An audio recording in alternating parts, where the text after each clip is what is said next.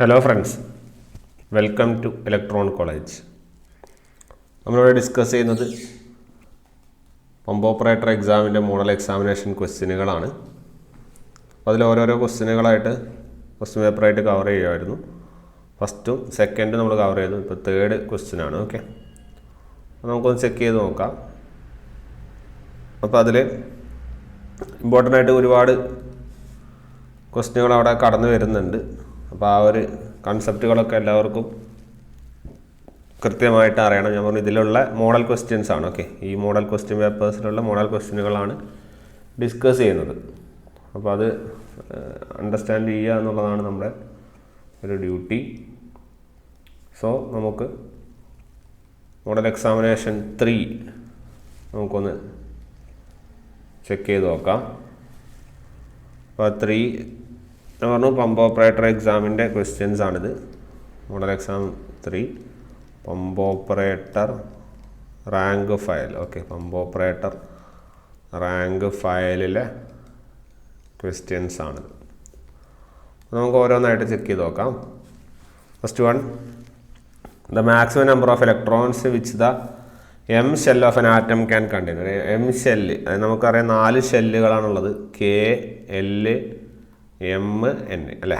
അതിൽ എം ഷെല്ലിലെ ഇലക്ട്രോൺസിന് എണ്ണാൻ ചോദിക്കുന്നത്. അതായത് ഇത് 2 ആണിത്, ഇത് 8, ഇത് 18, ഇത് 32 എന്നുള്ള ലെവലിലാണ് നമ്മളവിടെ എഴുതാറുള്ളത്. ഷെല്ലുകൾ 2, 8, 18, 32 എന്നുള്ള ലെവലിലാണ്. അപ്പോൾ ഇത് തന്നിരിക്കുന്നത് ഏതാണ്? എം ഷെല്ലാണ്. അപ്പോൾ എത്ര ഇലക്ട്രോൺസ്? 18 ഇലക്ട്രോൺസ്. അടുത്തൊരു question, the year two year resistance of human body. Human ബോഡിയുടെ ഇയർ ടു ഇയർ റെസിസ്റ്റൻസ് എത്രയാണ് എന്നുള്ളതാണ് ചോദ്യം അല്ലേ. അപ്പോൾ ഇയർ ടു ഇയർ റെസിസ്റ്റൻസ് എന്ന് പറയുന്നത് 100 ഓംസ് ആണ് കേട്ടോ. 100 ഓംസ്, അതായത് ജസ്റ്റ് പ്രാക്ടിക്കൽ വാല്യൂ എന്നുള്ള ലെവലിൽ പഠിച്ചു വയ്ക്കുക. അടുത്ത ആംബിയർ സെക്കൻഡ്. ആംബിയർ എന്ന് പറഞ്ഞാൽ കറണ്ട് ഐ ആണ്. സെക്കൻഡ് എന്ന് പറഞ്ഞാൽ ടൈമാണ്. ഇത് എന്താണ്? ഐ ഇൻറ്റു ടി എന്ന് പറഞ്ഞാൽ ക്യൂ ആണ്. ക്യൂ ആരാണ്? ക്യൂ ചാർജാണ്. ഓക്കെ, ചാർജാണ്. Q is equal to I into T എന്നുള്ള ലെവലിൽ വരുന്നു. ഓക്കെ, ഇത് നമ്മുടെ ക്വസ്റ്റ്യൻ പേപ്പറിൽ ഇത് തേർഡ് ക്വസ്റ്റ്യൻ എന്ന് പറയുന്നത് ഇപ്പോൾ എഴുതുന്നതാണ്. Which one defines the change in resistance, the change in resistance in ohm per degree centigrade. Okay, ഏതാണ് ohm per change in resistance in ohm per degree centigrade എന്ന് പറയുന്ന ആ ഒരു ടേമിന് ഡെഫിനിഷൻ എന്താണ്? ചേഞ്ച് ഇൻ റെസിസ്റ്റൻസ് ആണ് അല്ലേ. Change in resistance എന്ന് പറഞ്ഞാൽ delta R divided by time. ഇതെന്താണെന്ന് ഓർക്കുന്നുണ്ടോ? നമ്മൾ ആൽഫ എന്ന് പഠിച്ച് ഓർമ്മയുന്നുണ്ടോ? എന്താണ് ആൽഫ? അതാണ് temperature coefficient of resistance. Okay, ബാക്കി ഓപ്ഷൻ ഒന്നും പറയുന്നില്ല, നിങ്ങൾക്കിത് കൃത്യമായിട്ട് അറിയാവുന്ന കാര്യം തന്നെയാണ്. അപ്പോൾ temperature coefficient of resistance actually ഇവിടെ T into R0 initial resistance ഉണ്ടാവും. അപ്പോൾ ആക്ച്വലി ഇതിൻ്റെ ഫോർമുല എന്ന് പറഞ്ഞാൽ ഇത് ഡെൽറ്റ ആർ ബൈ ആർ എന്ന് പറഞ്ഞാൽ ആൽഫയുടെ യൂണിറ്റ് പറഞ്ഞാൽ പെർ ഡിഗ്രി സെൽഷ്യസ് ആണ് വരിക. പക്ഷെ നമ്മളൊരു റെസിസ്റ്റൻസിൻ്റെ രൂപത്തിലാണ് പറയുക. അതായത് ഇത്ര റെസിസ്റ്റൻസ് പെർ ഡിഗ്രി സെൽഷ്യസ് എന്നാണ് പറയുക. അപ്പോൾ അതുകൊണ്ട് തന്നെ റെസിസ്റ്റൻസ് പെർ ഡിഗ്രി സെൽഷ്യസ് എന്നുള്ളതാണ്, അല്ലെങ്കിൽ ഓം പെർ ഡിഗ്രി സെൽഷ്യസ് എന്നുള്ളതാണ് എൻ്റെ യൂണിറ്റ് വരാറ്. പെർ ഡിഗ്രി സെൽഷ്യസ് എന്ന് പറഞ്ഞാൽ അതാണ് ഏറ്റവും നല്ലൊരു യൂണിറ്റ്. ഓക്കെ, അടുത്ത 4ാമത്തെ question, 1 BOT is equal to. 1 BOT എന്ന് പറഞ്ഞാൽ പഠിച്ചു വയ്ക്കുക 1 kWh ആണ്. ഓക്കെ, നമ്മുടെ എനർജിയുടെ 1 kWh തന്നെയാണ് 1 BOT എന്ന് പറയുന്നത്. 1 kWh ആണ്. അടുത്ത Kirchhoff's law is applicable to. Kirchhoff's law എവിടെ അപ്ലിക്കബിൾ ആണ് എന്നുള്ളതാണ് സ്ഥിരമായിട്ട് വരുന്നൊരു ക്വസ്റ്റ്യൻ ആണ്. കിർച്ചോഫ്സ് ലോ എന്ന് പറഞ്ഞാൽ ബോത്ത് AC-യിലും അതുപോലെ തന്നെ DC-യിലും എന്താണ് അപ്ലിക്കബിൾ ആണ് നമ്മുടെ എന്ത് കിർച്ചോഫ്സ് ലോ. അടുത്തൊരു ക്വസ്റ്റ്യൻ, ഇലക്ട്രിക് ഇൻറ്റൻസിറ്റി എന്ന് പറഞ്ഞാൽ എങ്ങനത്തെ ക്വാണ്ടിറ്റി എന്നുള്ളതാണ് ഇലക്ട്രിക്കൽ ഇൻറ്റൻസിറ്റി എന്നുള്ളത്. ഓക്കെ, അപ്പോൾ ഇലക്ട്രിക് ഇൻറ്റൻസിറ്റി അല്ലെങ്കിൽ ഇലക്ട്രിക് ഫീൽഡ് ഇൻറ്റൻസിറ്റി എന്ന് പറയുന്നത് അതൊരു വെക്ടർ ക്വാണ്ടിറ്റിയാണ്. ഓക്കെ, ഇതുപോലെ മാഗ്നറ്റിക്സിലുള്ളതാണ് H, മാഗ്നറ്റിക് ഫീൽഡ് ഇൻറ്റൻസിറ്റി എന്ന് പറയുന്നത്. ഓക്കെ, അപ്പോൾ ഇലക്ട്രിക് ഇൻറ്റൻസിറ്റി എന്ന് പറയുന്നത് എന്ത് ക്വാണ്ടിറ്റിയാണ്? അതൊരു വെക്ടർ 1 വെക്ടർ ക്വാണ്ടിറ്റി ആണ്. അടുത്തത്, 1 വെക്ടർ ക്വാണ്ടിറ്റി എന്ന് പറയുന്നത് എന്ത് ക്വാണ്ടിറ്റി ആണ്? അതൊരു വെക്ടർ ക്വാണ്ടിറ്റി ആണ്. അപ്പോൾ ഇലക്ട്രിക് ഇൻറ്റൻസിറ്റി എന്ന് പറയുന്നത് എന്ത് ക്വാണ്ടിറ്റിയാണ്? അതൊരു വെക്ടർ ക്വാണ്ടിറ്റി ആണ്. അടുത്തത്, 1 വെക്ടർ ക്വാണ്ടിറ്റി എന്ന് പറയുന്നത് എന്ത് ക്വാണ്ടിറ്റിയാണ്? അതൊരു വെക്ടർ ക്വാണ്ടിറ്റി ആണ്. In A capacitor the electric charge is stored in. ഒരു കപ്പാസിറ്ററിൽ ഇലക്ട്രിക് ചാർജ് എവിടെയാണ് സ്റ്റോർ ചെയ്യുന്നത് എന്നുള്ളതാണ്. വളരെ വ്യക്തമായിട്ട് നോക്കണം. എനർജീസ് സ്റ്റോർഡ് എന്നാണ് പറയുന്നത് അല്ലേ. അതെപ്പോഴും ഡൈഇലക്ട്രിക്കിലാണ് സ്റ്റോർ ചെയ്യുക. പലർക്കും കൺഫ്യൂഷൻ ഉണ്ടാവും. അത് പ്ലേറ്റുകളിൽ സ്റ്റോർ ചെയ്യുമെന്നില്ല. അവിടെ നമുക്കത് കാണപ്പെടുകയുള്ളൂ. ഇലക്ട്രിക്കൽ ചാർജ് സ്റ്റോർ ചെയ്യുന്നത് എവിടെയാണെന്ന് കൃത്യമായിട്ട് എടുത്തു ചോദിച്ചാൽ അത് ഡൈഇലക്ട്രിക്കിലാണ് കേട്ടോ. അടുത്തത് magnetic flux passes more readily through. Magnetic flux വളരെ ഈസി ആയിട്ട് പാസ് ചെയ്യുന്നത് ഏതിലൂടെ എന്ന് ചോദിച്ചു കഴിഞ്ഞാൽ നല്ല മാഗ്നറ്റിക് മെറ്റീരിയൽ തന്നിരിക്കുന്നതിലെ മാഗ്നറ്റിക് മെറ്റീരിയലുകളിലൂടെയാണ് എന്ത് ചെയ്യുന്നത് പാസ് ചെയ്യുന്നത്. തന്നിരിക്കുന്നത് ഏതാ? എയറും വാക്കും വുഡൊക്കെ നോൺ മാഗ്നറ്റിക് ആണ്. അപ്പോൾ അയൺ ആണ് അതിൻ്റെ ഉത്തരം അല്ലേ. അതിലൂടെയല്ലേ നല്ല രീതിയിൽ ഫ്ലക്സ് ലൈൻസ് എന്ത് ചെയ്യുന്നത് പാസ് ചെയ്യുന്നത് അല്ലേ. അടുത്തത് 2 current carrying conductors lying parallel to each. 2 current carrying conductors ഇങ്ങനെ പാരലലി ലൈ ചെയ്യുവാണ്. അപ്പോൾ അവിടെ തമ്മിൽ എന്താണ് ഒരു ഫോഴ്സ് ഓഫ് അട്രാക്ഷൻ ആണ് ഉണ്ടാവുക. അതായത് ഇങ്ങനെ ഒരു ഫോഴ്സ് ഓഫ് അട്രാക്ഷൻ ആണ് ഉണ്ടാവുക. അങ്ങനെയാണെങ്കിൽ ഈ കറണ്ടിൻ്റെ ഡയറക്ഷൻ എന്താണെന്ന് ഞാൻ ചോദിക്കും. ഞാനിപ്പോൾ ഡയറക്ഷൻ വരച്ചിട്ടില്ല, ഞാനത് പറഞ്ഞേ ഉള്ളൂ അല്ലേ. അപ്പോൾ 2 പാരലൽ കണ്ടക്ടേഴ്സ് വെച്ച് കഴിഞ്ഞാൽ ഇത് 2 പാരലൽ കണ്ടക്ടേഴ്സ് ആണെങ്കിൽ അവിടെ ഒരു ഫോഴ്സ് ഓഫ് അട്രാക്ഷൻ ഉള്ളതെങ്കിൽ അവർ സെയിം ഡയറക്ഷനിലായിരിക്കും കറണ്ട് ഉണ്ടാവുക. അതായത് I1 ഇത് I2 സെയിം ഡയറക്ഷൻ. അപ്പോൾ സെയിം ഡയറക്ഷനിലാണ് ഫോഴ്സ് ഓഫ് അട്രാക്ഷൻ ഉണ്ടാവുന്നത്. ഓക്കെ. ഇതിന് പകരം ഓപ്പോസിറ്റ് ഡയറക്ഷനിലാണെങ്കിൽ അവിടെ ഫോഴ്സ് ഓഫ് റിപ്പൾഷൻ ആണ് ഉണ്ടാവുന്നത്. ഓക്കെ. ക്വസ്റ്റ്യൻ വളരെ ശ്രദ്ധിച്ച് ആൻസർ ചെയ്യുക. അടുത്ത question, lens law is A consequence of the law of conservation of dash. ഏതിൻ്റെ കൺസർവേഷനാണ് ലെൻസ് ലോ എന്നുള്ളത് അല്ലേ. അതായത് ലെൻസ് ലോ എന്ന് പറഞ്ഞാൽ നമ്മൾ ഇലക്ട്രിക് എനർജീൻ്റെ കൺസർവേഷനാണ് വരുന്നത്. അപ്പോൾ എനർജിയാണ് അല്ലേ. എനർജീൻ്റെ മാഗ്നറ്റിക് എനർജി ആ ഒരു ലെവലാണ് വരുന്നത്. അപ്പോൾ കൺസർവേഷൻ ഓഫ് ഏതാണ്? എനർജിയുടെ കൺസർവേഷൻ ആണ്. അടുത്ത root mean square value of alternating current. ഒരു ഓൾട്ടർനേറ്റിംഗ് കറണ്ടിൻ്റെ RMS വാല്യൂ എത്രയാണ് എന്നുള്ളതാണ് ചോദിക്കുന്നത്. ഞാനിപ്പോൾ ഒരു വോൾട്ടേജ് മാക്സിമം വോൾട്ടേജ് VM എന്നുള്ള ലെവലിൽ എടുത്തു കഴിഞ്ഞാൽ അതിൻ്റെ VRMS എന്താണെന്ന് പറഞ്ഞു കഴിഞ്ഞാൽ it will be VM divided by √2 ആണ്. അപ്പോൾ VM divided by 1.414 1.1 divide by 1.414 എന്ന് പറഞ്ഞത് ഇറ്റ് ഈസ് 0.707 VM. അപ്പോൾ RMS വാല്യൂ എന്ന് പറഞ്ഞാൽ മാക്സിമം വാല്യൂയുടെ 0.707 ടൈംസ് ആണ്. ക്ലിയർ? അത് pure AC and inductor behaves like an open circuit. Okay. ഒരു ഓപ്പൺ സർക്യൂട്ട് പോലെയാണ് എന്ത് ചെയ്യുന്നത് ബിഹേവ് ചെയ്യുന്നത്. അടുത്ത series RLC circuit is often called as. ഒരു സീരീസ് RLC സർക്യൂട്ടുകളിലെ ജനറലി നമ്മളവിടെ ഉപയോഗിക്കുന്ന റെസണൻസ് പ്രിൻസിപ്പിളാണ് അല്ലേ. അപ്പോൾ അവിടെ ഒരു സീരീസ് റെസണൻസ് അല്ലെങ്കിൽ സീരീസ് RLC സർക്യൂട്ടിലെ സീരീസ് റെസണൻസ് പ്രിൻസിപ്പിൾ. ഇപ്പോൾ സീരീസ് റെസണൻസ് സർക്യൂട്ടുകളെ നമ്മൾ എന്ത് സർക്യൂട്ടുകളായിട്ട് വിളിക്കും എന്ന് ചോദിച്ചു കഴിഞ്ഞാൽ അവരെ നമ്മൾ ആക്സെപ്റ്റർ സർക്യൂട്ടുകളായിട്ടാണ് വിളിക്കുന്നത്.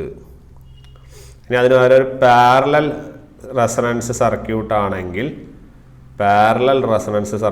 നിങ്ങളിപ്പോൾ പാരലൽ RLC എന്നാണെങ്കിൽ അവരെ റിജക്ടർ സർക്യൂട്ട്സ് എന്നുള്ള ലെവലിലാണ് നമ്മൾ വിളിക്കുന്നത്. ഓക്കെ. സോ സീരീസ് RLC എന്ന് പറഞ്ഞാൽ എന്താണ്? അതൊരു ആക്സെപ്റ്റർ സർക്യൂട്ടുകൾ ആണ്. അടുത്തൊരു question, A 3-phase 20 kVA having 0.8 lagging power factor, the true power of the circuit is. അല്ലെ, ട്രൂ പവറാണ് ചോദിക്കുന്നത്. അപ്പോൾ ഇവിടെ നമുക്ക് ഓൾറെഡി പവർ ഫാക്ടർ തന്നിട്ടുണ്ട്. പവർ ഫാക്ടർ എന്ന് പറഞ്ഞാൽ ആരാണ്? cos φ ആണ് അല്ലേ. അതുപോലെ തന്നെ ഇവിടെ ലോഡ് KVA തന്നിട്ടുണ്ട്. KVA എന്ന് പറഞ്ഞാൽ എന്ത് പവറാണ്? അത് അപ്പാരൻ്റ് പവറാണ് S. ട്രൂ പവറാണ് നമ്മൾ ചോദിച്ചിരിക്കുന്നത്. ട്രൂ പവർ എന്ന് വെച്ചാൽ എന്താണ്? P ആണ്. അപ്പോൾ നമ്മളിതൊക്കെ തമ്മിലുള്ള റിലേഷൻ അറിയുകയാണെങ്കിൽ വേറെ കുഴപ്പങ്ങളില്ല. എന്താണ്? Power factor cos φ is equal to P/S. അപ്പോൾ നമുക്ക് എന്ത് കിട്ടും? P is equal to S into cos φ. S എന്ന് പറയുന്നത് എത്രയാണ്? 20 cos φ എന്ന് വെച്ചാൽ 0.8 ആണ്. സോ ഉത്തരം വിൽ ബി 16. യൂണിറ്റ് എന്താണ്? പിയുടെ യൂണിറ്റ് എന്താണ്? കിലോ വാട്ടാണ്. ക്യൂവിൻ്റെ യൂണിറ്റ് എന്താണ്? ക്യൂവിൻ്റെ യൂണിറ്റ് kVAR ആണ്. Your answer will be 16 kW ആണ് ഉത്തരം. അടുത്തത് positive phase sequence of 3 phase supply is. Positive 3 phase സപ്ലൈയുടെ പോസിറ്റീവ് ഫേസ് സീക്വൻസ് എന്ന് പറയുന്നത് എങ്ങനെയാണ് എന്നുള്ളതാണ് ചോദിക്കുന്നത് അല്ലേ. പോസിറ്റീവ് ഫേസ് സീക്വൻസ് എന്ന് പറഞ്ഞാൽ ഒരു സൈക്കിൾ പോലെ ഇങ്ങനെ കറങ്ങി തിരിച്ചെത്തുന്നത് അല്ലേ. അപ്പോൾ ഇത് R ആയിരിക്കണം, ഇത് Y ആയിരിക്കണം, ഇത് B ആയിരിക്കണം. അതാണ് പോസിറ്റീവ് ഫേസ് സീക്വൻസ്. ഇനിയിപ്പോൾ RYBക്ക് പകരം നമ്മൾ RBY എന്ന് പറഞ്ഞാൽ അത് മാറി അല്ലേ. അപ്പോൾ അതെന്താ? Negative phase sequence. അപ്പോൾ ഇതെന്താണ്?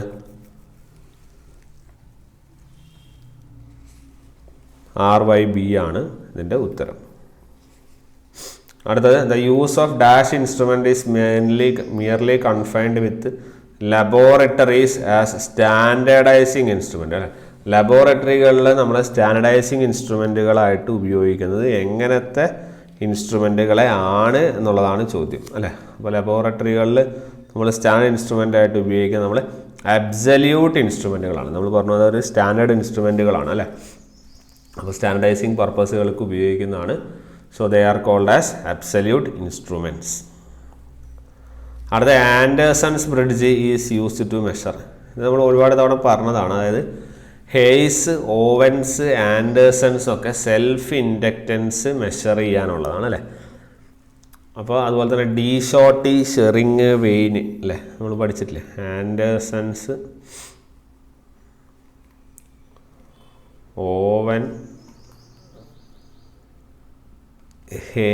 ഇതൊക്കെ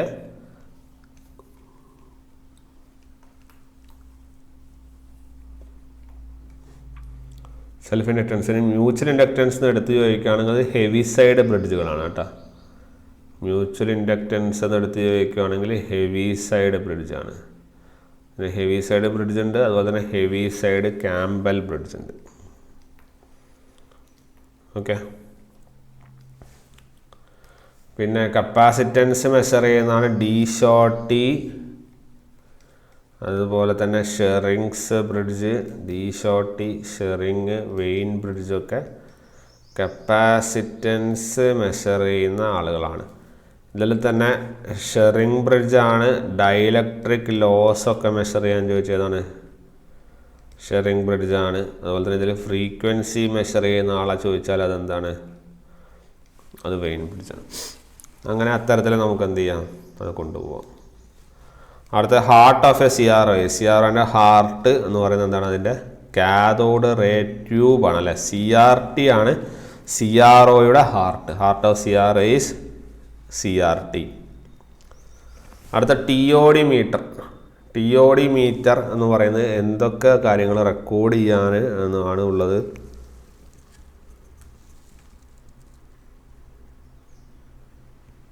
അപ്പോൾ TOD മീറ്റർ എന്തൊക്കെ കാര്യങ്ങളാണ്? ടൈം എന്തായാലും ഉണ്ട്. കാരണം ടൈം ഉണ്ട്, എന്തായാലും ടൈമും ഉണ്ട്, ഡിമാൻഡും ഉണ്ട്. ഓക്കെ. അതിൻ്റെ കൂടെ എന്ന് വെച്ചാൽ എനർജിയാണ് കേട്ടോ. എനർജിയും ടൈമും ഡിമാൻഡും മെഷർ ചെയ്യുന്ന ആൾക്കാരാണ് TOD മീറ്റേഴ്സ്. അടുത്ത the reading of the megger when the terminals are opened. ടെർമിനലുകൾ ഓപ്പൺ ആണെങ്കിൽ, ഇത് എങ്ങനെ അനലൈസ് ചെയ്യേണ്ടതെന്ന് പറഞ്ഞാൽ, ടെർമിനലുകൾ ഓപ്പൺ ആണെങ്കിൽ അതിൻ്റെ അർത്ഥം അതിലൂടെ എന്തില്ല? കറണ്ട് ഫ്ലോ ഇല്ല. Current flow 0. ഓക്കെ. ഇത് സ്ഥിരമായിട്ട് ഇങ്ങനെ ക്വസ്റ്റ്യൻ ചോദിക്കാറുണ്ട്, അതുകൊണ്ടാണ് പറയുന്നത്. അപ്പോൾ ടെർമിനലുകൾ ഓപ്പൺ ആണെങ്കിൽ അതിൻ്റെ അർത്ഥം കറണ്ട് ഫ്ലോ അതിലൂടെ ഇല്ല. അപ്പോൾ കറണ്ട് ഫ്ലോ ഇല്ലെങ്കിൽ അതിലൂടെയുള്ള റെസിസ്റ്റൻസ് എന്താണ്? ഇൻഫിനിറ്റി ആണ്. നമ്മൾ മെഗർ ഉപയോഗിക്കുന്നത് തന്നെ എന്ത് കണ്ടുപിടിക്കാനാണ്? റെസിസ്റ്റൻസ് മെഷർ ചെയ്യാനാണ്. അപ്പോൾ ടെർമിനലുകൾ ഓപ്പൺ ആയി കഴിഞ്ഞാൽ അതിലൂടെ കറണ്ട് ഫ്ലോ ഇല്ലെങ്കിൽ റെസിസ്റ്റൻസ് ഇൻഫിനിറ്റി ആണ്. അപ്പോൾ മെഗറിൻ്റെ റീഡിങ് എന്തായിട്ട് കാണിക്കും? മെഗറിൻ്റെ റീഡിങ് ഇൻഫിനിറ്റി ആയിട്ട് കാണിക്കും. ഇത് മാത്രം അറിഞ്ഞിരുന്നാൽ മതി. ഇത് ഷോർട്ട് ചോദിച്ചാൽ നേരെ തിരിച്ച് റെസിസ്റ്റൻസ് 0. ക്ലിയർ ആയല്ലോ? അത്തരത്തിൽ അനലൈസ് ചെയ്താൽ പിന്നെ അത് തെറ്റാനുള്ള സാധ്യത വളരെ കുറവാണ് കേട്ടോ. അടുത്തത് സേഫ്റ്റിയുമായി റിലേറ്റ് ചെയ്തുകൊണ്ടുള്ള ഒരു 2-3 ക്വസ്റ്റ്യൻസ് ആണ്, നമുക്ക് നോക്കാം. പിന്നെ safety sign, its shape is circular, red border and cross bar, black signal in white background, the sign is. അതായത് സർക്കുലർ ആണ്, റെഡ് ബോർഡർ ഉണ്ട്, ക്രോസ് ബാർ ബ്ലാക്ക് സിഗ്നലാണ്, വൈറ്റ് ബാക്ക്ഗ്രൗണ്ടാണ് അല്ലേ. സൈൻ എന്ന് വെച്ചാൽ പ്രൊഹിബിഷൻ സൈനാണ് അല്ലേ. പ്രൊഹിബിഷൻ സൈൻ, ഇങ്ങോട്ടേക്ക് വരാൻ പാടില്ല അല്ലെങ്കിൽ പ്രൊഹിബിറ്റ് ചെയ്യുന്ന സൈനാണ്. നിങ്ങളത് റോഡുകളിൽ സേഫ്റ്റി സൈനായിട്ട് നമുക്ക് എന്ത് ചെയ്യാറുണ്ട്, അത് കാണാറുണ്ട്. അടുത്ത what will be the first aid to be given to stop the bleeding of the victim. ഒരു വിക്ടിമിൻ്റെ ബ്ലീഡിങ് സ്റ്റോപ്പ് ചെയ്യാൻ വേണ്ടി നമ്മൾ ആദ്യം കൊടുക്കുന്ന ഫസ്റ്റ് എയ്ഡ് ഏതാണ് എന്നുള്ളതാണ് ചോദ്യം അല്ലേ. അപ്പം അതിൽ ബ്ലീഡിങ് സ്റ്റോപ്പ് ചെയ്യാൻ വേണ്ടി നമ്മൾ ആദ്യം ചെയ്യുന്നത് applying pressure over the injured പോർഷനാണ് കേട്ടോ. Applying pressure over the injured portion. അടുത്തത് foam type fire extinguisher is most suitable for. അതൊരു ഫോം ടൈപ്പ് ഫയർ എക്സ്റ്റിങ്ക്വിഷർ കുറേ ക്ലാസ്സുകളൊക്കെ ഉണ്ട്. അതിൽ ഫോം ടൈപ്പ് ഫയർ എക്സ്റ്റിങ്ക്വിഷർ മെയിനായിട്ട് യൂസ് ചെയ്യുന്നത് ഏതിലാണ് എന്നുള്ളത്, അല്ലെങ്കിൽ ഏത് ഇതിലാണെന്ന് വെച്ചാൽ it is used for most suitable for the fire on flammable liquid അല്ലേ. ഫ്ലെയിമബിൾ ലിക്വിഡുകളിലാണ് ഫോം ടൈപ്പ് ഫയർ എക്സ്റ്റിങ്ക്വിഷറുകൾ യൂസ് ചെയ്യുന്നത്. അടുത്തത് bending of electrodes due to over charging and discharging in a cell. Cell over charge ആവാനും discharge ചെയ്യുമ്പോഴും electrodes bend ചെയ്യുന്നതായിരിക്കും. അങ്ങനെ bending of electrodes സംഭവിച്ചു കഴിഞ്ഞാൽ ആ ഒരു ഫിനോമിനെ വിളിക്കുന്ന പേരുണ്ട്, അതാണ് ബക്കിളിങ്. ഓക്കെ, അപ്പോൾ ബെൻഡിങ് എന്നുള്ള സാധനത്തിന് നിങ്ങൾ ഓർത്ത് വെച്ചാൽ മതി, ബക്കിളിങ് ആണ്. ബെൻഡിങ് ബക്കിളിങ് എന്നുള്ളൊരു ഫോർമാറ്റിൽ ഓർത്ത് വെച്ച് കഴിഞ്ഞാൽ കുറച്ചും കൂടി ബെറ്ററായിട്ട് മനസ്സിലത് പതിയും. അടുത്തത് the energy conversion in solar cell is അല്ല. സോളാർ സെല്ലിലെ എനർജി കൺവേർഷൻ എന്ന് പറഞ്ഞാൽ എങ്ങനെയാണ് എന്നുള്ളതാണ് അവിടുത്തെ ഒരു ക്വസ്റ്റ്യൻ.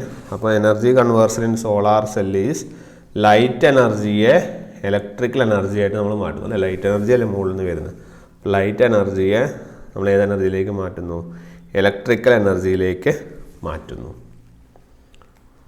അടുത്തത് the size of the plate used for earthing electrode.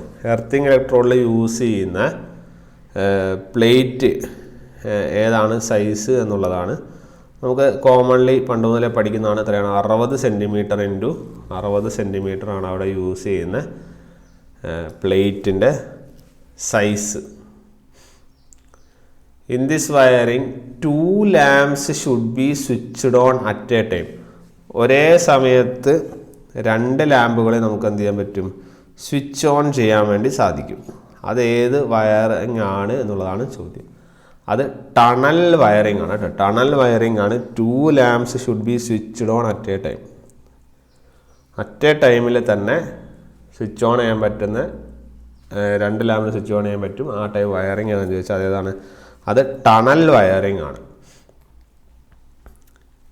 In batten wiring the distance between link clips in vertical runs shall not exceed അല്ലേ.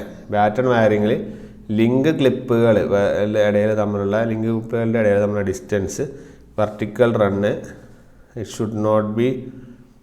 Should not exceed. എത്ര കുറയാൻ പാടില്ല അല്ല കൂടാൻ പാടില്ല എന്ന് ചോദിച്ചാൽ 15 സെൻറ്റിമീറ്റർ ആണ് കേട്ടോ.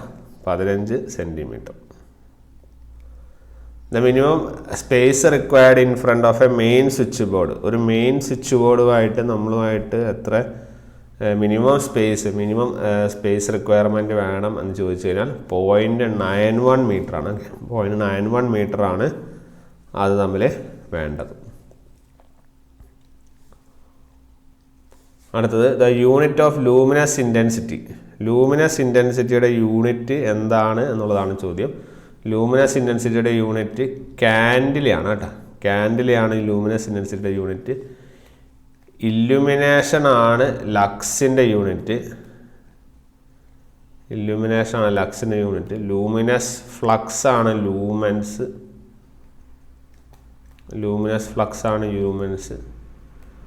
സോളിഡ് ആംഗിൾ ആണ് സ്റ്റെറേഡിയൻ. ഓക്കെ, സ്റ്റെറേഡിയൻ എന്ന് പറയുന്നത് എന്താണ്, സോളിഡ് ആംഗിൾ ആണ്. അടുത്ത which one of the following is most suitable for running in parallel operation. Parallel ഓപ്പറേഷനിൽ റൺ ചെയ്യാൻ അല്ലെങ്കിൽ പാരലൽ ഓപ്പറേഷൻ സാധ്യമാവുന്ന ഏറ്റവും നല്ല ജനറേറ്റർ ഏതാണ് എന്നുള്ളതാണ് ചോദിക്കുന്നത്. അപ്പോൾ അതിൽ പാരലൽ ഓപ്പറേഷൻ നമ്മൾ ജനറലി ഷണ്ട് ജനറേറ്ററുകളാണ് ഉപയോഗിക്കുന്നത്. അതാണ് shunt generators are commonly employed for parallel operation. അടുത്തത് the function of yoke in a D C machine. D C മെഷീനിൽ യോക്കിൻ്റെ ഫങ്ഷൻ എന്താണ് എന്നുള്ളതാണ് ഒരു ചോദ്യം. യോക്കിൻ്റെ ഫങ്ഷൻ എന്ന് പറഞ്ഞാൽ ഒരു പ്രൊട്ടക്റ്റീവ് കവറായിട്ട് അവർ ആക്ട് ചെയ്യും. At the same time it is the path for completing magnetic flux. Magnetic flux complete ചെയ്യുന്നൊരു പാത്തായിട്ടും ആക്ട് ചെയ്യണം. സോ രണ്ട് ഓപ്ഷനും ഇവിടെ എന്താണ്, ഇവിടെ കറക്റ്റായിട്ട് വരും. അടുത്തത് interpoles are connected in dash with the armature. ആർമേച്ചറുമായിട്ട് ഇൻ്റർപോൾസ് എങ്ങനെയാണ് കണക്ട് ചെയ്യുന്നത് എന്നുള്ളതാണ് ചോദ്യം. ഇൻ്റർപോൾസും എങ്ങനെ കണക്ട് ചെയ്യുന്ന ആർമേച്ചറായിട്ട് സീരീസ് ആയിട്ടാണ് കണക്ട് ചെയ്യുന്നത്. Okay, interpoles are always connected in series with the armature. A 220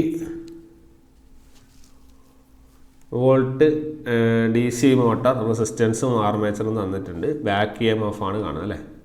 ഇത് മോട്ടർ ആയതുകൊണ്ട് തന്നെ EB = V - IA RA ആണ്.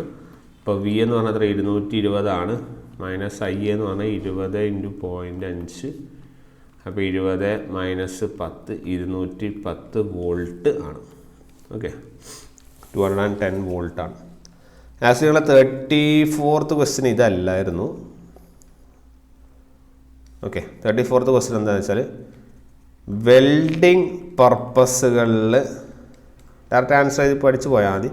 വെൽഡിങ് പർപ്പസുകളിൽ ഉപയോഗിക്കുന്ന DC ജനറേറ്റർ ഏതാണ് എന്നുള്ളതാണ്. ഓക്കെ, വെൽഡിങ് പർപ്പസുകളിൽ ഉപയോഗിക്കുന്ന DC ജനറേറ്റർ ഏതാണ് എന്നുള്ളതാണ് ചോദ്യം. വെൽഡിങ് പർപ്പസുകളിൽ നമ്മൾ കോമൺലി ഉപയോഗിക്കുന്ന DC ജനറേറ്റർ എന്ന് പറഞ്ഞാൽ ഡിഫറൻഷ്യലി കോമ്പൗണ്ട് ജനറേറ്ററാണ്. Okay, DC differential compound generator. ഇപ്പോൾ ഡിഫറൻഷ്യൽ കോമ്പൗണ്ട് ജനറേറ്ററാണ് ജനറലി വെൽഡിങ് പർപ്പസുകൾക്ക് ഉപയോഗിക്കുന്നത്. വളരെ ഇമ്പോർട്ടൻ്റ് ആണ്. ചോദ്യങ്ങൾ എത്രയോ തവണ ചോദിച്ചു കാണുന്നൊരു ചോദ്യമാണ്, അതുകൊണ്ട് തന്നെ അത് ഓർത്ത് വയ്ക്കും. അടുത്ത which DC motor has approximately constant speed. Constant speed ഉള്ള DC മോട്ടർ ഏതാണ് എന്നുള്ളതാണ് ചോദ്യം. എല്ലാവർക്കും അറിയാവുന്നതാണ്, ഷണ്ട് മോട്ടറുകളാണ് കോൺസ്റ്റൻറ്റ് സ്പീഡ് മോട്ടറുകളായിട്ട് നമ്മൾ കൺസിഡർ ചെയ്യാറ്. അടുത്തത് transformer works on the principle of. വളരെ സിമ്പിളായിട്ടുള്ളൊരു ചോദ്യം. ട്രാൻസ്ഫോമറിൻ്റെ ബേസിക് വർക്കിംഗ് പ്രിൻസിപ്പിൾ എന്ന് പറഞ്ഞാൽ എല്ലാവർക്കും അറിയാവുന്നതാണ്, മ്യൂച്വൽ ഇൻഡക്ഷൻ ആണ്. ഓക്കെ, മ്യൂച്വൽ ഇൻഡക്ഷൻ ആണ് ട്രാൻസ്ഫോമറിൻ്റെ വർക്കിംഗ് പ്രിൻസിപ്പിൾ.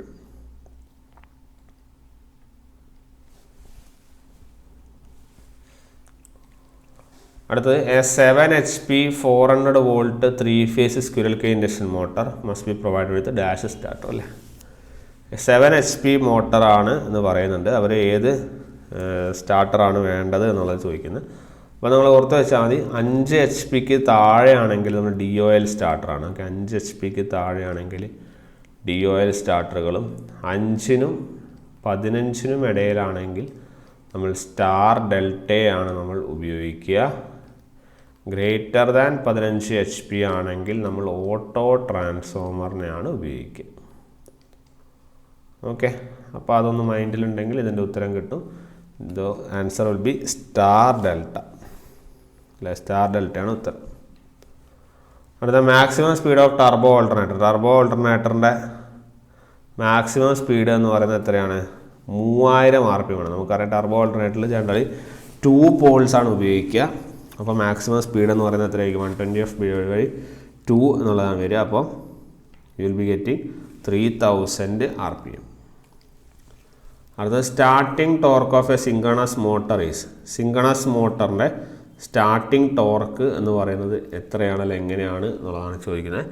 അപ്പോൾ ഓർത്ത് വയ്ക്കുക, സിങ്കണസ് മോട്ടറിൻ്റെ സ്റ്റാർട്ടിംഗ് ടോർക്ക് ഇനീഷ്യലി എന്തില്ല, സ്റ്റാർട്ടിംഗ് ടോർക്ക് ഇല്ല. ഓക്കെ, അപ്പോൾ 0 ആണ്. ഓക്കെ, അപ്പോൾ starting torque of a synchronous motor is 0. അടുത്തത് for ceiling fan generally which type of motor is used. Ceiling ഫാനുകളിൽ ജനറലി നമ്മൾ യൂസ് ചെയ്യുന്ന മോട്ടർ ഏതാണ് എന്നുള്ളതാണ് ചോദിക്കുന്നത്. അപ്പോൾ അത് ഇമ്പോർട്ടൻ്റ് ആണ്. ജനറലി പെർമനൻ്റ് കപ്പാസിറ്റർ ഉണ്ടെങ്കിൽ നമ്മൾ ഇത് മാത്രമേ ചൂസ് ചെയ്യാൻ വേണ്ടി പാടുള്ളൂ. പെർമനൻറ്റ് കപ്പാസിറ്റർ ഓപ്ഷൻ ഉണ്ടെങ്കിൽ permanent capacitor motor, permanent capacitor ഇല്ലെങ്കിൽ capacitor start, capacitor run motor എന്നുള്ള ലെവലിൽ ഓർത്ത് വയ്ക്കാം. അടുത്ത ആഫ്റ്റർ കൗണ്ടിങ് 0 1 1 0 1 1 അടുത്ത ബൈനറി നമ്പർ ഏതാണ് എന്നുള്ളതാണ് ചോദ്യം. ഓക്കെ, ഇവിടെ ഒരു 0 ഉണ്ട്. അപ്പം 0 0 0 1 1 0 1 1 കഴിഞ്ഞാൽ അടുത്ത നമ്പർ ഏതാണെന്നുള്ളത് ചോദിക്കുന്നത്. അപ്പോൾ അടുത്ത നമ്പർ എന്ന് പറഞ്ഞാൽ 4 ബിറ്റ് കൊണ്ട് നമുക്ക് 2 സ്ക്വയർ ഉള്ളത് കഴിഞ്ഞു. ഇനി 2⁻³ ബിറ്റ് വരും അല്ലേ, 3 ബിറ്റ് ഉള്ളത്. അപ്പോൾ ഇവിടെ എല്ലാം 0 ഇട്ട് കൊടുക്കുക. അപ്പോൾ അടുത്ത ബിറ്റ് എന്ന് പറഞ്ഞാൽ എത്രയാണ്? 1 0 0. സോ ആൻസർ വിൽ ബി 1 0 0 ആണ് ഉത്തരം വരുന്നത്. നമ്പറിങ് നെയിം കൊടുത്താൽ ഇത് 0, ഇത് 1, ഇത് 2, ഇത് 3, ഇത് എത്രയാണ്? ഇത് 4 ആണ് അല്ലേ. 4th ആണ് അവർ ചോദിച്ചത്.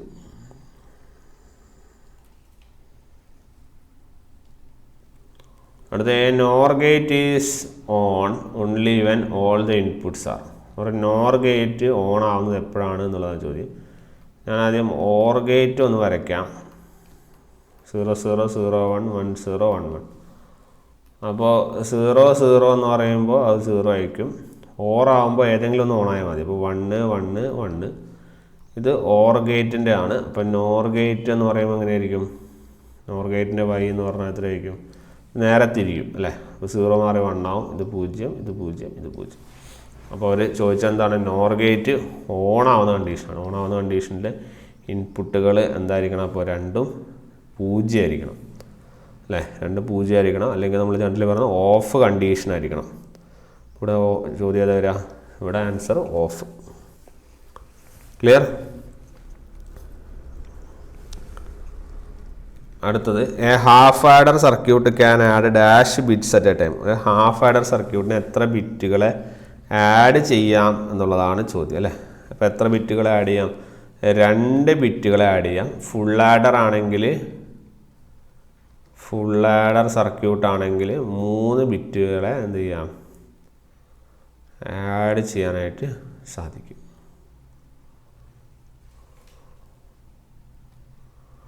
അടുത്ത basic building block of any counter. ഏതൊരു കൗണ്ടറിൻ്റെയും ബേസിക് ബിൽഡിംഗ് ബ്ലോക്ക് എന്ന് പറയുന്നത് എന്താണ് എന്നുള്ളതാണ് ചോദ്യം. ഏതൊരു കൗണ്ടറിൻ്റെയും ബേസിക് ബിൽഡിംഗ് ബ്ലോക്ക് എന്ന് പറയുന്നത് ഫ്ലിപ്പ് ഫ്ലോപ്പ് ആണ് അല്ലേ. ഫ്ലിപ്പ് ഫ്ലോപ്പ് ആണ് ഏതൊരു കൗണ്ടറിൻ്റെയും basic building block. Soldering is done on joints to improve the. നമ്മൾ എന്തിനാണ് സോൾഡറിങ് ഉപയോഗിക്കുന്നത്? നമ്മൾ ജോയിൻറ്റുകളിൽ സോൾഡറിങ് ഉപയോഗിക്കുന്നത് എന്ത് ഇംപ്രൂവ് ചെയ്യാമെന്ന് വെച്ചാൽ കണ്ടക്ടിവിറ്റി കൂട്ടണം. അത് സോൾഡറിങ്ങിൻ്റെ ഏറ്റവും ഇമ്പോർട്ടൻ്റ് ആയിട്ടുള്ള പ്രോപ്പർട്ടിയാണ്. ചോദ്യം നിരവധി തവണ ചോദിക്കാറുണ്ട്. ഇപ്പോൾ സോൾഡറിങ് ചെയ്യുന്നത് തന്നെ എന്തിനാണ്? കണ്ടക്ടിവിറ്റി കൂട്ടാനാണ്. അടുത്ത ബ്രിഡ്ജ് റെക്ടിഫയറിന് എത്ര ഡയോഡ് ഉണ്ട് എന്നുള്ളതാണ് ചോദ്യം. ഒരു ബ്രിഡ്ജ് റെക്ടിഫയറിന് 4 ഡയോഡുണ്ട്. 2 ഡയോഡുള്ള ഫുൾ വേ റെക്ടിഫയർ ആണ് സെൻറ്റർ ടാപ്പ് ഫുൾ വേ റെക്ടിഫയർ. അപ്പോൾ സെൻറ്റർ ടാപ്പിന് നടുക്കൊരു പോയിൻ്റ് വരും. അപ്പോൾ അതുകൊണ്ട് തന്നെ ഇവിടെ 2 ഡയോഡുകൾ മതി. പക്ഷേ ബ്രിഡ്ജ് റെക്ടിഫയറിന് എത്ര ഡയോഡുകൾ വേണം? 4 ഡയോഡുകൾ വേണം. അടുത്തത് ripple frequency of a half wave rectifier. ഒരു ഹാഫ് വേ റെക്ടിഫയറിന് റിപ്പിൾ ഫ്രീക്വൻസി അല്ലെങ്കിൽ ഔട്ട്പുട്ട് ഫ്രീക്വൻസിയാണ് ചോദിക്കുന്നത്. അപ്പോൾ ഔട്ട്പുട്ട് ഫ്രീക്വൻസി ഒരു ഹാഫ് വേ റെക്ടിഫയറിൻ്റെ output frequency is equal to input frequency.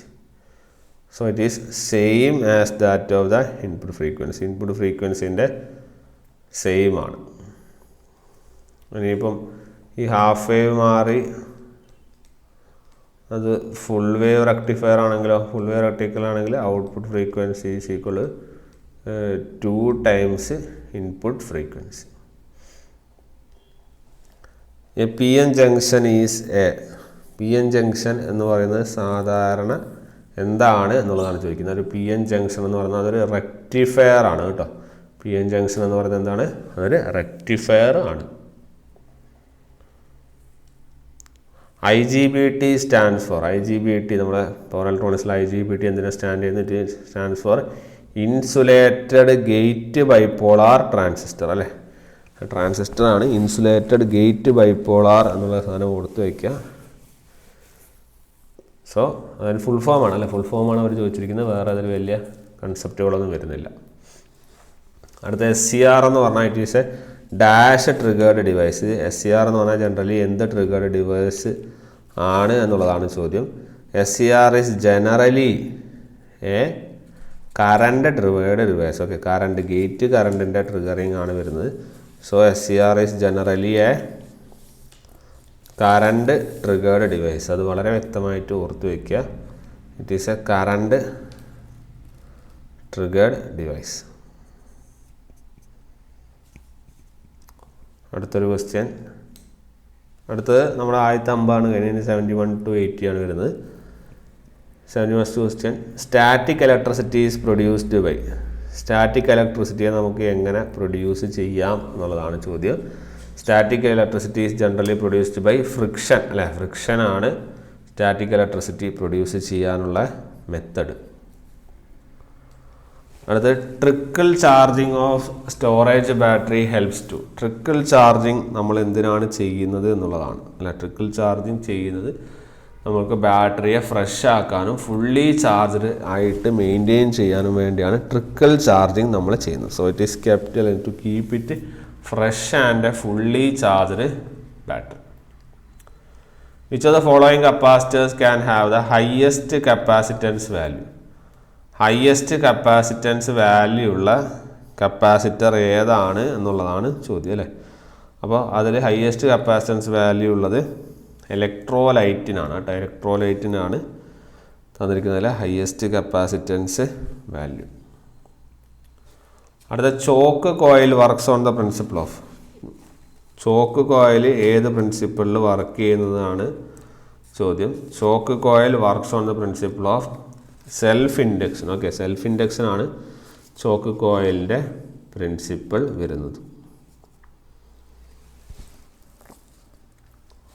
അടുത്ത് when temperature of carbon increases. കാർബണിൻ്റെ ടെമ്പറേച്ചർ കൂടി കഴിഞ്ഞാൽ റെസിസ്റ്റൻസ് എന്ത് സംഭവിക്കും എന്നുള്ളതാണ് ചോദ്യം. ഈ കാർബണൊക്കെ എന്ന് പറയുന്നത് നമ്മൾ ആദ്യം മനസ്സിലാക്കേണ്ടത് നമ്മളതൊരു സെമി കണ്ടക്ടർ അല്ലെങ്കിൽ നമ്മുടെ ഇൻസുലേറ്റർ ആ ഒരു വിഭാഗത്തിൽ വരുന്ന കൺസെപ്റ്റാണ് അല്ലേ. അതായത് അവിടെ പറയുന്നത് എന്താ, നിങ്ങളൊരു സെമി കണ്ടക്ടർ മെറ്റീരിയലോ അല്ലെങ്കിൽ ഒരു ഇൻസുലേറ്റർ മെറ്റീരിയലോ ഉപയോഗിച്ച് കഴിഞ്ഞാൽ ടെമ്പറേച്ചർ കൂടുന്നതിനനുസരിച്ച് റെസിസ്റ്റൻസ് എന്ത് ചെയ്യും, കുറയും. ഇതിനാണ് നമ്മൾ നെഗറ്റീവ് ടെമ്പറേച്ചർ കോഎഫിഷ്യൻ്റ് എന്നുള്ള ലെവലിൽ വിളിക്കുന്നത്. പിന്നെ ഇതിന് വരെ കണ്ടക്ടേഴ്സാണ് നമ്മൾ യൂസ് ചെയ്യുന്നതെങ്കിൽ ടെമ്പറേച്ചർ കൂടുമ്പോൾ റെസിസ്റ്റൻസ് എന്ത് ചെയ്യും, കൂടും. അടുത്തത് the resistance of a wire is 6 ohms. It is stretched to double its length. Double twice ലെങ്ത്തിലേക്ക് നമ്മൾ സ്ട്രെച്ച് ചെയ്യുന്നു എന്നുള്ള ലെവലിലാണ് പറയുന്നതെങ്കിൽ പുതിയ റെസിസ്റ്റൻസ് എന്താണെന്നുള്ളതാണ് ചോദ്യം. അപ്പോൾ അങ്ങനെ സ്ട്രെച്ച് ചെയ്യുന്നു എന്നുള്ള ലെവലിൽ ക്വസ്റ്റ്യൻ ചോദിക്കുകയാണെങ്കിൽ it is n² into old resistance ആണ് കേട്ടോ. R new is equal to n² into old resistance. So double ആകുമ്പോൾ n is equal to 2. Substitute time we will be getting 4R. ഉത്തരം എത്രയാണ്? 4R ആണ് ഉത്തരം. The direction of rotation of a motor can be found by using. മോട്ടറിൻ്റെ direction of rotation എങ്ങനെ find out ചെയ്യാം എന്നുള്ളതാണ് ചോദ്യം. അപ്പോൾ മോട്ടർ എന്ന് പറഞ്ഞാൽ ലെഫ്റ്റ് ഹാൻഡ് റൂളാണ് എന്നുള്ളത് ഓർത്ത് വയ്ക്കുക. അപ്പോൾ ഫ്ലെമിങ്സ് ലെഫ്റ്റ് ഹാൻഡ് റൂളാണ് മോട്ടറിന്, റൈറ്റ് ഹാൻഡ് റൂളാണ് ഏതിന്, നമ്മുടെ ജനറേറ്ററിന്. അടുത്ത when 2 capacitors are connected in series the effective capacitance is. 2 കപ്പാസിറ്ററുകളെ സീരീസ് ആയിട്ട് കണക്ട് ചെയ്യുകയാണെങ്കിൽ എഫക്റ്റീവ് കപ്പാസിറ്റൻസ് എന്ത് ചെയ്യും, കുറയും അല്ലേ. ഇതിന് പകരം 2 കപ്പാസിറ്ററുകളെ നിങ്ങൾ പാരലായിട്ടാണ് കണക്ട് ചെയ്യുന്നതെങ്കിൽ എഫക്റ്റീവ് കപ്പാസിറ്റൻസ് എന്ത് ചെയ്യും, കൂടും അല്ലേ. നമ്മൾ ഓൾറെഡി അറിയാവുന്ന കാര്യമാണ്, ജസ്റ്റ് ഒരു ക്വസ്റ്റ്യൻ രൂപത്തിൽ വന്നു.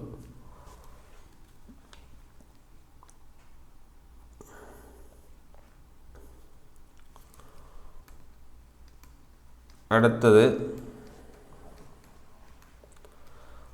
0, 1, 2, 3, 4, 5 അല്ല 5 റെപ്രസെൻ്റ് ചെയ്യുന്നതെന്ന് വെച്ചാൽ ഗ്രീനെയാണ് റെപ്രസെൻ്റ് ചെയ്യുന്നത്. ഓക്കെ, ഗ്രീനെയാണ് എന്ത് ചെയ്യുന്നത്, റെപ്രസെൻ്റ് ചെയ്യുന്നത്.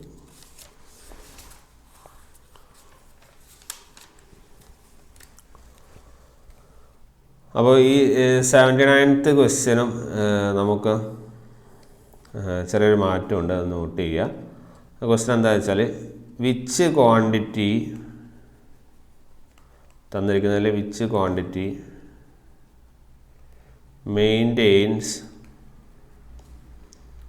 The same polarity. ഓക്കെ, ഏത് ക്വാണ്ടിറ്റിയാണ് സെയിം പൊളാരിറ്റി മെയിൻറ്റെയിൻ ചെയ്യുന്നത് during charging and discharging of a capacitor. ഒരു കപ്പാസിറ്റർ ചാർജ് ചെയ്യുന്ന സമയത്തും ഡിസ്ചാർജ് ചെയ്യുന്ന സമയത്തും സെയിം പൊളാരിറ്റി മെയിൻറ്റെയിൻ ചെയ്യുന്നത് ഏതാണ്, അല്ലെങ്കിൽ ഏത് ക്വാണ്ടിറ്റിയാണ് മെയിൻറ്റെയിൻ ചെയ്യുന്നത് എന്നുള്ളത് ഒരു ചോദ്യമാണിത്. ഓക്കെ, അപ്പോൾ അതിന് ഒരു ഉത്തരം എന്ന് പറയുന്നത് കപ്പാസിറ്റർ വോൾട്ടേജ് ആണ് കേട്ടോ. ഉത്തരം ഓർത്ത് വയ്ക്കുക. ഇതാണ് കപ്പാസിറ്റർ വോൾട്ടേജ് ആണ് ചാർജ് ചെയ്യുന്ന സമയത്തും ഡിസ്ചാർജ് ചെയ്യുന്ന സമയത്തും സെയിം പൊളാരിറ്റി എന്ത് ചെയ്യുന്നത് മെയിൻറ്റെയിൻ ചെയ്യുന്നത്. അത് ഓർത്ത് വെച്ചേക്കും കേട്ടോ, കപ്പാസിറ്റർ വോൾട്ടേജ്. അടുത്ത last question of your model examinations. In a lead acid battery separators are provided. സെപ്പറേറ്ററുകൾ എന്തിനാണ് എന്നുള്ളതാണ് ചോദ്യം. സെപ്പറേറ്ററുകൾ ഷോർട്ട് സർക്യൂട്ടുകളെ അവോയ്ഡ് ചെയ്യാൻ. It is used to avoid the internal short circuit. Internal short സർക്യൂട്ടുകളെ അവോയ്ഡ് ചെയ്യാനായിട്ടാണ് നമ്മൾ ആരും ഉപയോഗിക്കുന്നത്, സെപ്പറേറ്ററുകളെ ഉപയോഗിക്കുന്നത്. ഓക്കെ, അപ്പോൾ ഇത്രയും കാര്യങ്ങളാണ് നമുക്ക് എന്ത് ചെയ്യാനുള്ളത് ഈ ഒരു സെഷനിൽ പറയാനായിട്ട് ഉള്ളത്. ക്ലിയർ ആണല്ലോ? സോ ഇത് വളരെ ഇമ്പോർട്ടൻ്റ് ആയിട്ടുള്ളൊരു അനാലിസിസ് ആണ്. കാരണം ചോദ്യങ്ങൾ ഒരുപാട് നമുക്ക് എന്ത് ചെയ്യുന്നുണ്ട് വരുന്നൊരു ഏരിയ ആണ്. അതുകൊണ്ട് തന്നെ നല്ല രീതിയിലുള്ളൊരു അനാലിസിസ് നമുക്ക് ആവശ്യമായിട്ടുണ്ട്. ഓക്കെ, അപ്പോൾ ഇനി ഇതുപോലെ തന്നെ ക്വസ്റ്റ്യൻ സോൾവിങ്ങും മറ്റുള്ള കൺസെപ്റ്റുകളുമായിട്ട് നമുക്ക് എന്ത് ചെയ്യാം വരുന്ന ഒരു സെഷനിൽ കാണാം. Okay then, thank you.